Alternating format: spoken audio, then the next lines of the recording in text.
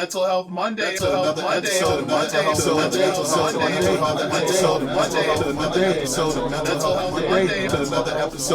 Health Monday. And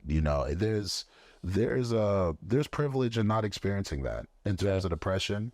And like, I think a lot of folks think when it comes to dealing with folks with depression, if this brings me joy, it should bring you joy too. But it's like, all right, the person with depression, they're the person who always has indigestion no matter what meal they have. Yeah. So it's not like, oh, this flavor was good. Going in, it might start off good, like how you were talking about chasing the highs when it came to having good times with friends and how that started to get in the way. Yeah. And it becomes more about chasing that fix, and then you realize that fix isn't a good fix. Yeah. It's not going to change your feelings towards things, and you're on a roller coaster that's going up. And for most people, that's exciting. But for you, the fear is, all right, when this roller coaster stops and I have to get off, what's next? Yeah. And that's usually the peak of where fear hits, because once you're standing in the middle of what next is and it's not what you need, where do you get that from? Yeah. And where do you get it from? And also, like, once you get to that next step, like, how do you help someone realize, like, as much as their opportunity has been like a curse, like, there's a lot that they can be kind of, utilized for good. And I'm a big believer, as much as I think like mental health and mental illness is a plague, and it should be uprooted. You can never get rid of it, but we should really put what we can into making people feel like they can perform and they can experience the most healthy and happy version of their lives. At the same time, there's a lot of evidence throughout history that shows people with depression, people with these mental health disorders can perform at an extremely high level, and part of that is because of what they're experiencing. It's not just like this person happens to be depressed. Abraham Lincoln happened to be depressed. Martin Luther King happened to be depressed. Vincent Van Gogh was bipolar. Yeah. But the fact is something about the way you think, where you're able to understand the mind, like we're saying, because even, we're talking about the colors of the sky and the mind, even when it's not just depressed versus, I guess, neutral, or like not depressed or happier, like within that happier state, you're still going to have colors of the mind. It's still like, we're all playing for like the world, earth, human race, if you want to go on like a super macro level, even when we see things that aren't suggestive of that. But their mind is going to like experience things in different colors. And people who've been depressed, or people who've faced adversity, they've seen things psychotically, like they see those colors of the mind, they see different ways of shaping things. They're able to understand people's pain and want to like protect them because they don't want anyone else to feel the way they did. So there is an empowerment that comes with mental illness. There truly is. And so that's one thing, especially where I hope for youth in like the coming decades, we're able to show them like, everyone has pros and cons to their state of mind. Whether you have this condition or that condition, or whether you don't have one, all of you have strengths and weaknesses. And just because it's deemed an illness, unlike when you break your leg or you break your arm, you have to sit out, you have to rehab it. Like, it's not ideal. You'd probably rather go your whole life without breaking a bone if you could. Hopefully, there might be a random case study where breaking your arm is good. The thing, it's like, hey man, you want to get taller, gotta break it. Break it. There could be some situations, but with mental illness, it's similar. It's like, you probably want to go your whole life without trauma to a certain degree if you can avoid it. Hopefully. But there are going to be ways that we can look at that and find ways to make you like a stronger, like happier, or more like connected person. And so, and there's evidence to show that for people, mental illness, while it's a curse, is also part of what makes them, their excellent version of themselves. when it comes to suicidal ideation versus depression,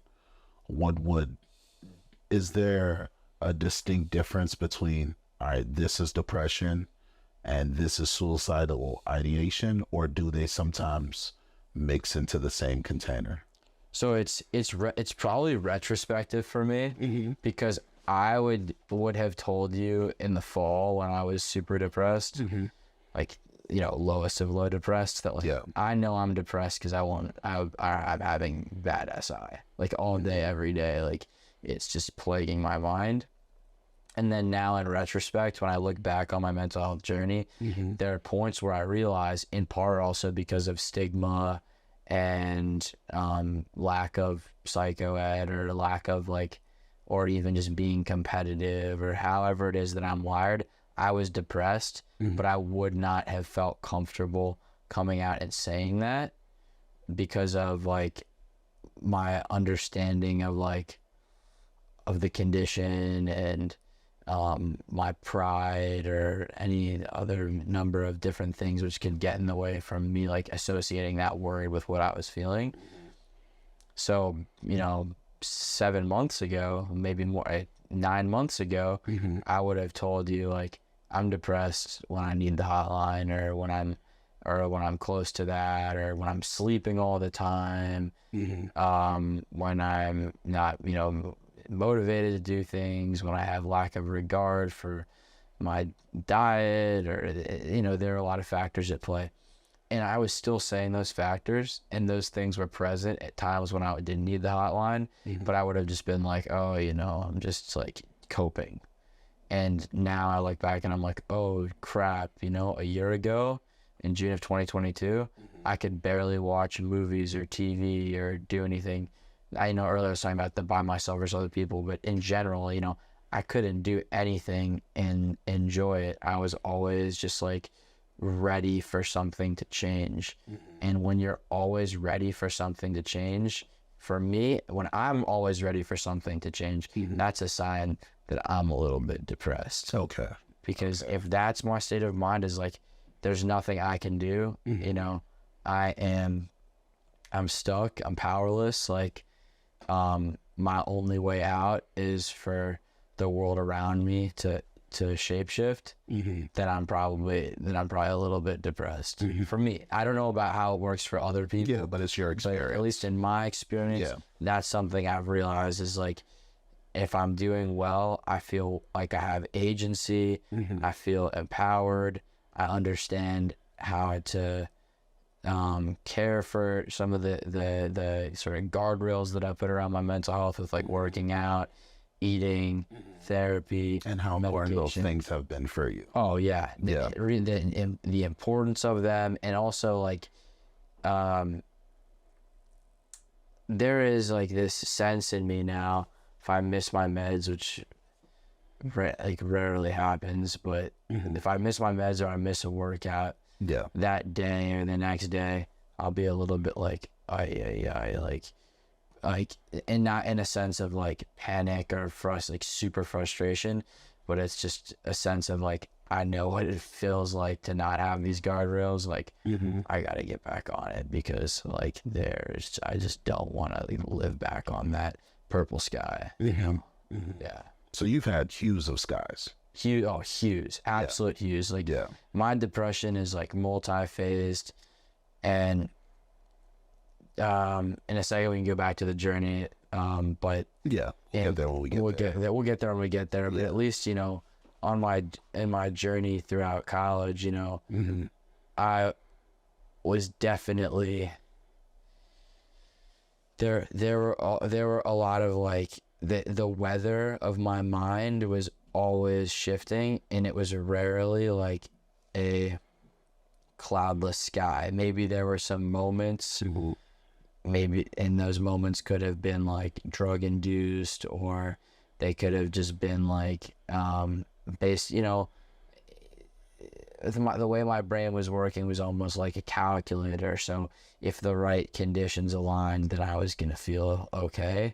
So rather than just sort of letting things ebb and flow, kind of like a song or a symphony, it was way more like mathematical as far as like if I wake up today and like I go to the gym and I eat this and I see these people and this music is playing and the weather, you know, if all these factors align, then like I might feel okay. And so there were some moments where I'd have days that computed to be good. That's a lot of weight. But it's a lot of weight. And if one thing falls out of line, you're going to be like, shoot, like, you know, we almost had one. It's too like too fabricated, too mechanical. Too good to be true. It's too good to be true, especially because if your mind is the weather and the outside is all the weather, then you have these two competing like forces of nature, and like you're gonna lose to the one that's comprised of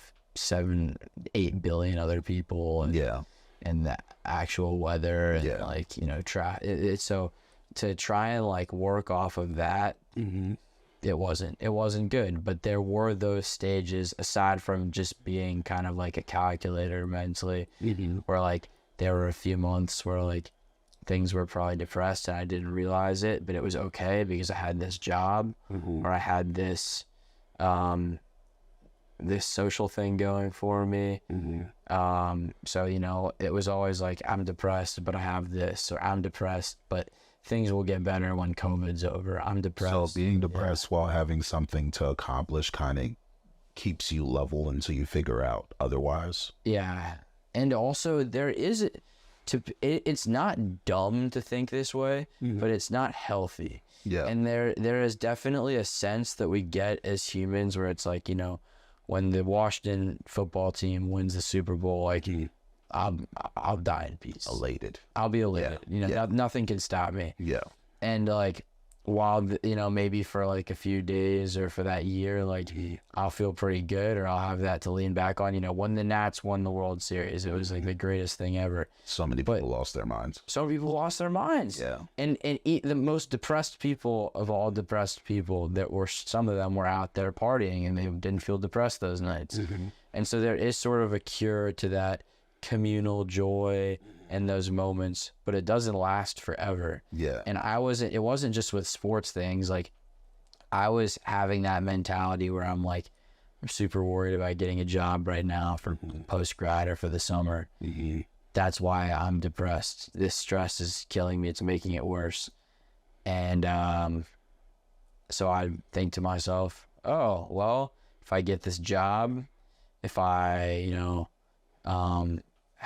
take this trip, if the, you know, Commanders, like, you know, get a quarterback, or the, you know, Nats like play to their potential this year with Schwarber and Soto and all these guys, all right, like, it's gonna be a good year, it's gonna be a good summer, there's nothing that's gonna stop me.